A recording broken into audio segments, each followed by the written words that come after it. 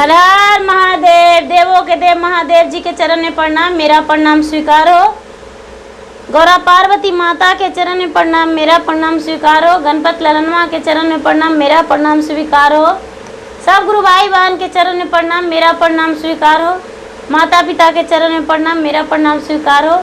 गुरु भाई बहन, मैं एक कथा सुनाने जा रही हूँ। मेरा कथा को, इस कथा को पूरा सुनिए और आज जानिए। आदि नहीं, आदि सुनने में शिव गुरु का अपमानित होता है और पूरा सुनने में ज्ञान होता है, इसलिए कथा को पूरा सुनिए और आज जानिए।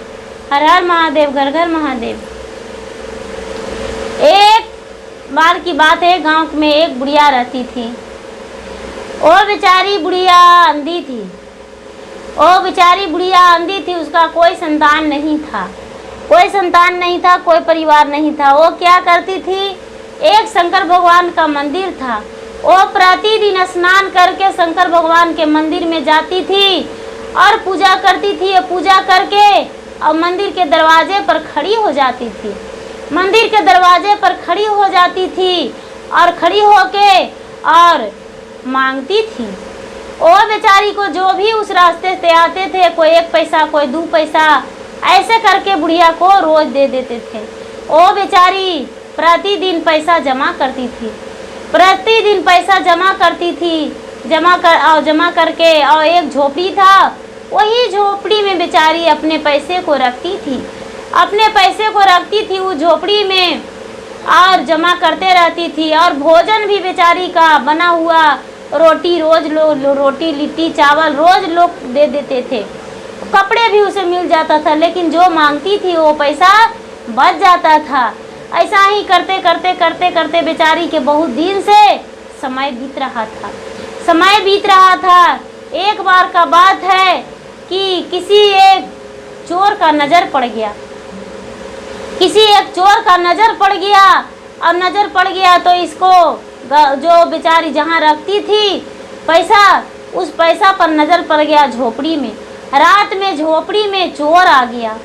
रात में झोपड़ी में चोर आ गया, चोर हिल गया और बेचारी को 2 जार डंडा दे दिया, बुढ़िया को, अंधी को, और इसको पैसा खोजने लगा। पैसा खोजने लगा। पैसा खोजते खोजते खोजते खोजते पैसा चोर का नहीं मिला। चारों चोर अंधा हो गया। चारों चोर अंधा हो गया। अंधा होके और टिटोरते रह गया, खोजते रह गया। बुढ़िया तो अंधी थी, लेकिन चारों चोर इसके घर में अंधा हो गया। और बुढ़िया चिल्ला रही है पूरा कि अरे बाप रे, मुझे मार दिया, मुझे मेरा धन ले गया। इसको नहीं पता था कि जो भी मेरे पास चोरी करने आया है वो चारों चोर अंधा हो गया है। सुबह हुआ तो वहाँ के जो राजा थे वो राजा आए तो देख रहे, सारा लोग हल्ला किए कि बुढ़िया के घर में 4 ठो गांव के ही लोग हैं जो चोरी करने गए थे और चारों अंधे हो गए हैं। क्या बात है जो चारों अंधा हो गए हैं? बुढ़िया के धन चुराने गए थे और बुढ़िया के मारे पीटे भी हैं। बुढ़िया का शरीर फटा हुआ है, गोड़ टूटा हुआ है और चारों अंधा हो गए हैं। वहाँ के जो राजा थे, जो इंसाफ के लिए गए, इंसाफ के लिए गए तो देख रहे हैं कि उसमें एक राजा के ही परिवार थे। राजा के ही परिवार थे जो चोर थे। चोर थे। उस राजा के डर से कोई नहीं कह रहे थे कि आपका भाई हैं जो चोरी करने गए थे बुढ़िया के घर। ये क्या किए कि बोले, क्या इस यहाँ क्यों आया था बताओ, आपको दंड मिलना चाहिए, आपको बहुत बड़ा दंड मिलेगा। चारों को फांसी का सज़ा सुनवा दिए राजा। चारों को फांसी का सज़ा सुनवा दिए इंसाफ में। लेकिन ये जो बुढ़िया थी, ये बेचारी कहती है, नहीं बेटा, इसको चारों का फांसी का सज़ा नहीं दो। एक तो मैं एक ऐसा अभागन हूँ कि मेरा कोई संतान नहीं है और मैं एक अंधी हूँ। इन अंधी चारों का अंधा बन के ही रहे, लेकिन चारों का फांसी का सज़ा ना हो। बेटा ऐसा मत करो। चारों का फांसी का सज़ा से रोक दिए। चारों का फांसी का सज़ा से रोक दिए, फांसी नहीं होने दिए। जब फांसी नहीं होने दिए तो राजा इसको बोले, बुढ़िया तू जो धन जमा करती हो मेरे पास जमा कर दो। चलो मेरे घर तो कितने लोग रखते हैं जेवर गहना दुनियादारी, सब थरिया लोटा भी गिरवी में रखते हैं। तू भी मेरे घर चलो और मेरे घर जमा कर दो। बोले ठीक है चलिए ले चलते हैं। उसके घर बेचारी बुढ़िया धन जाके जमा कर दिया, धन जाके जमा कर दिया और लिखा दिया, बुढ़िया अपना नाम को लिखा दिया, लिखा दिया।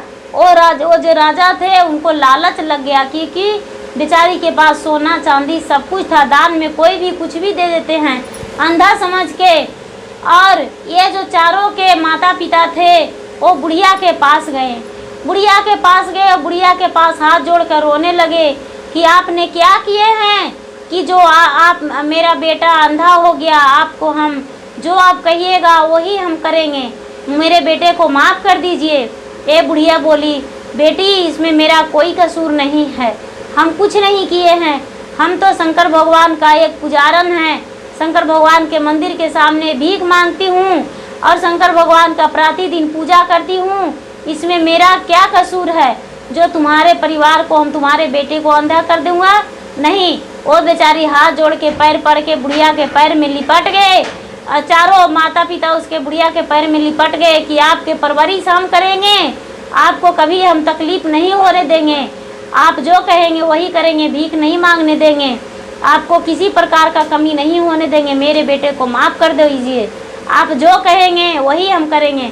बेचारी क्या करे, शंकर भगवान के मंदिर गई और मंदिर जाके और बोली हे भगवान जो सज़ा दिए हैं चारों को, चारों का सज़ा से मुक्त कर दीजिए, नयन दे दीजिए। एक तो हम अंधी हैं लेकिन उन चारों को क्यों अंधे बना दिए हैं भगवान, हम अंधी थे तब तो मेरे घर में चोर घुसा, यदि मैं अंधी नहीं रहते तो चोर मेरे घर नहीं घुसता। भगवान उसे चारों का नेत्र दे दीजिए कि जो चारों के सब परिवार खुश हो जाए, खुशी से अपना जीवन बिताए, मेरे जैसा नहीं। और भगवान उसके वचन को स्वीकार कर लिए, चारों के आँख हो गया, चारों के आँख हो गया। लेकिन बुढ़िया का जो कॉल किए थे वो कॉल नहीं सुने, कि कोई ने भी नहीं आए। तो जो चारों मारे थे वो चारों का हाथ लूल्हा लंगड़ा हो गया, चारों का हाथ किसी चीज़ का काम नहीं करने लगा। फिर उसके माता पिता महीना दिन 2 महीना के बाद आए कि आपने क्या किया है, मेरा बेटा का सूझने तो लगा लेकिन मेरा बेटा लूल्हा लंगड़ा हो गया है। राजा को बुला के लाए, राजा भी आए, बोले देखिए आपको क्या चाहिए मुझसे मदद, जो कि आप इनको ऐसे कर दिए हैं। बोले ये बुढ़िया डायन है, बुढ़िया के घर से निकाल दो। ये क्या किया कि बुढ़िया के माथा मुड़वा के और गांव से निकलवा दिए। तो बुढ़िया के गांव वालों ने सब मिल के निकाल दिए, डायन कह के बदनाम कर दिए और उन बेचारी को निकाल दिए। तो ये बेचारी रोती भिनकती तलपती कुड़ती वो गांव से बाहर चल गई। चलते चलते बेचारी अंधी गिरती पड़ती जा रही थी, उसे नहीं पता था हम किधर जा रहे थे, क्योंकि गांव वाले ने तो उसे गांव से निकाल दिए थे। गांव से दूर जाके बेचारी किसी तरह से एक टीला पे बैठ गई। उसे ये भी नहीं पता था कि किस स्थान पे हम बैठे हैं, क्या चीज़ मुझे काट लेगा, हम मर जाएंगे, उसको ये नहीं पता चल रहा था। वो बेचारी उस टीला पर बैठ गई। 2 ठो उसमें से नाग नागिन गरजते हुए निकले। ये बेचारी का कोई पता नहीं चल रहा कि क्या है।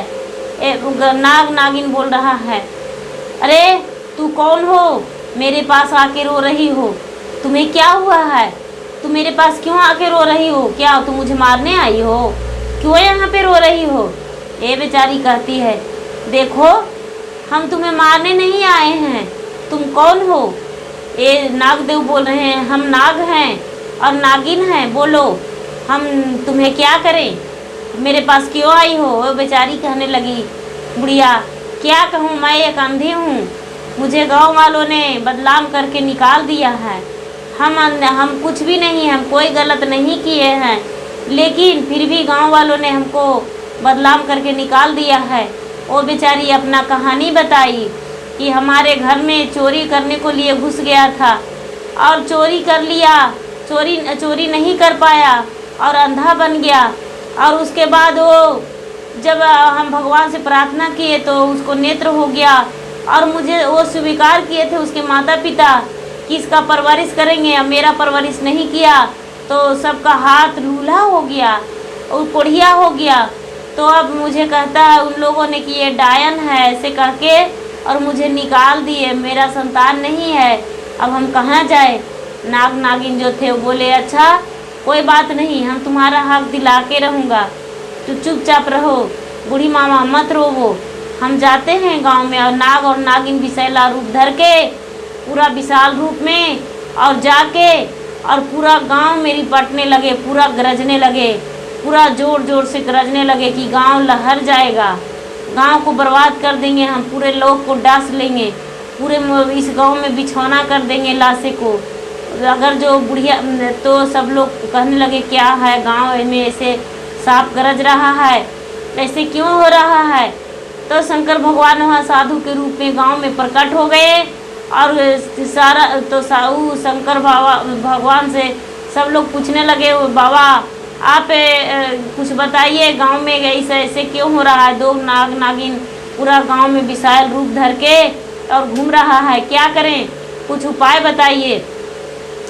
शंकर भगवान बोले क्या उपाय है, इस गांव से एक बूढ़ी सीधी सादी जो थी वो शंकर जी के पुजारी थी, उसको जो आप लोग ने निकाल दिए हैं, इस कारण से ऐसा हो रहा है। वो बेचारी कहीं रो रही है, अगर जो वापस वो गांव में आ जाएगी तो आपका गांव में रक्षा मिलेगा, नहीं तो आपको रक्षा नहीं मिलेगा, आप नहीं कुछ कर पाएंगे, नहीं जी पाएंगे, पूरा गांव तहस नहस हो जाएगा, गांव लहर जाएगा, गांव में अग्नि प्रवेश हो जाएगा। ये नाग जो है वो कितने लोग के डांस लेगा उसका कोई ठिकाना नहीं, क्योंकि वो बुढ़िया शंकर भगवान की पुजारी थी और कलप रही है, वो बुढ़िया निर्दोष थी। और जब ऐसा बोले तो गांव वालों ने बुढ़िया को खोजने चले, बुढ़िया के खोजने चले, बुढ़िया के खोज के लाए और लाकर बुढ़िया के आदर संस्कार से घर लाए और उनको मान सम्मान दिए और बुढ़िया के आदर भाव से भोजन देने लगे समय से और बुढ़िया के रखने लगे और उनका प्रतिपाल जैसे जितना बेटा भी नहीं करता है उतना गांव वालों ने मिलके करने लगे और बुढ़िया के रखने लगे।